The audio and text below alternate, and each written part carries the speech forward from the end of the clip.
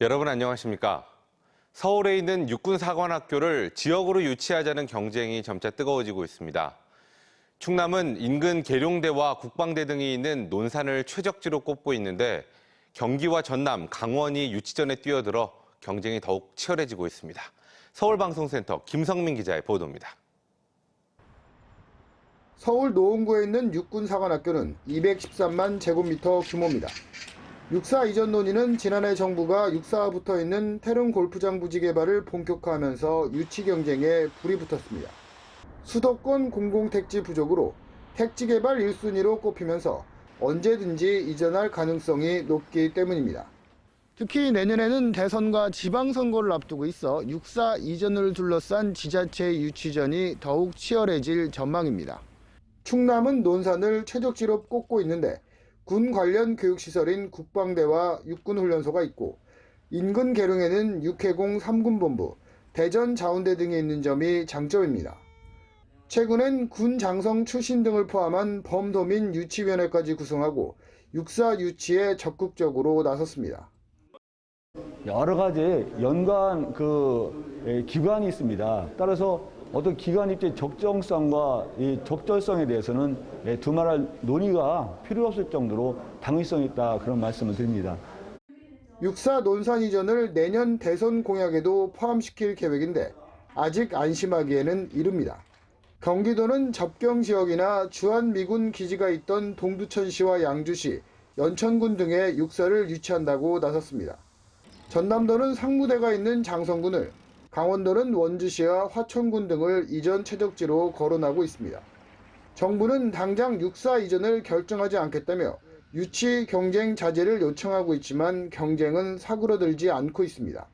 육사가 갖는 상징성에다 4천여 명이 상주해 지역 경제 파급 효과가 커 지자체가 쉽게 포기할 수 없기 때문입니다. 유치전에 뛰어든 지자체들이 대부분 군사 도시임을 내세우고 있어 충남 유치를 위해선 차별화된 전략이 필요하다는 목소리도 나오고 있습니다. TJB 김성민입니다. 천안 서북경찰서는 지난 8일 아파트 단지 도서관 내 책장 뒤에 숨어 어린아이들이 있는 곳을 향해 음란 행위를 한 25살 A씨를 공연 음란 혐의 등으로 구속했습니다. 당시 A씨는 4시간가량 도서관에 머물렀으며 출입 명부도 거짓으로 작성한 뒤 출입한 것으로 알려졌습니다.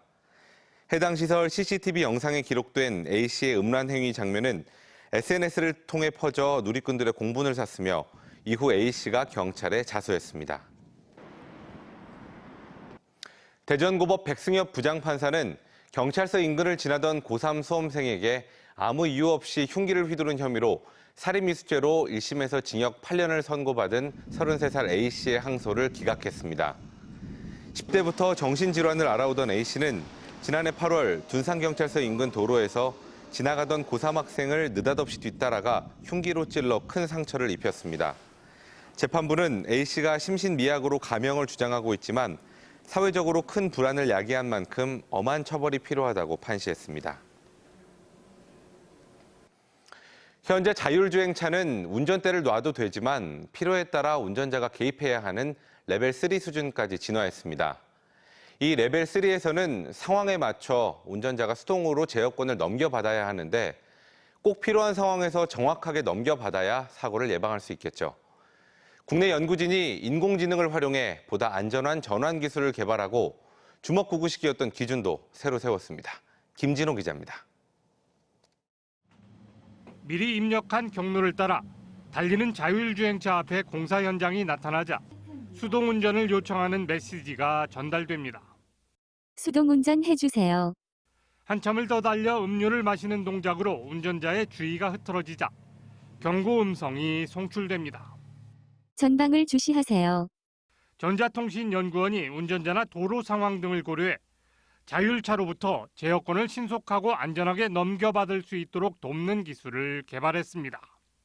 운전자의 생체 정보나 주행 환경 정보를 분석해 경고를 보내거나 인공지능을 이용해 상황 판단 능력 등을 평가하는 기능이 두루 적용됐습니다. 운전자의 운전 준비도를 측정을 하게 되고요. 그 운전 준비도가 일정 수준으로 떨어졌을 때 그때 이제 경고를 줘서 운전자가 안전하게 제어권 전환을 할 수 있는 그런 준비를 하도록 하고 있습니다. 연구팀은 이 기술을 바탕으로 1,500회가 넘는 실험을 실시해 운전자에게 제어권을 넘겨야 할 필요가 있는 36개 상황을 추론했습니다. 그리고 이 상황에 맞춰 제조사가 자율주행차를 생산하는 데 필요한 장치와 기능 등을 담은 가이드라인을 구축했습니다. 자동차 관련 회사와 연구소, 대학으로 배포가 되었으며 자율주행 자동차 개발 시 보다 안전한 자율주행차 개발이 이루어질 수 있도록 도움을 주는 기술입니다. 이 가이드라인은 한국지능형 교통체계협회 총회에서 표준으로 채택돼 국내 완성차 업체의 자율주행차 생산에 활용될 예정입니다.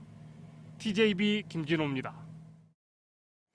집단 감염이 발생한 대전 유성구 노인 요양시설에서 격리 중이던 80대 입소자 1명이 추가 확진됐습니다. 이 시설에서는 지금까지 입소자 30명과 종사자 3명 등 33명이 확진됐습니다. 또 천안시청 집단 감염과 관련해서 격리 중이던 시청 공무원과 가족 등 5명이 추가로 확진돼 누적 확진자는 15명으로 늘었습니다. 천안시청에서는 지난 12일 직원 7명이 집단 감염돼 6개 부서 근무자 120명과 가족 등이 자가격리 중으로 시에서는 계속 추가 감염자가 나오자 다음 주도 부서별로 절반만 출근해 근무하기로 했습니다.